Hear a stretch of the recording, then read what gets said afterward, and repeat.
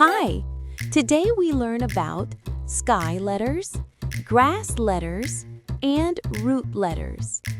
Let's start with sky letters. Sky letters are tall letters with a stem that extends to the top line,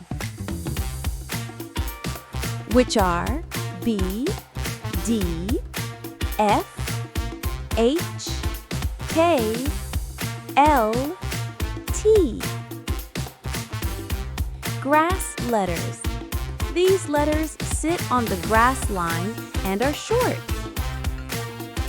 which are A, C, E, I, M, N, O, R, S, U, V, W, X, Z.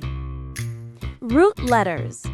These have tails that go down below the line, which are G, J, P, Q, Y. Let's repeat all sky, grass, and root letters. Sky letters B, D, F, H, K, L, T.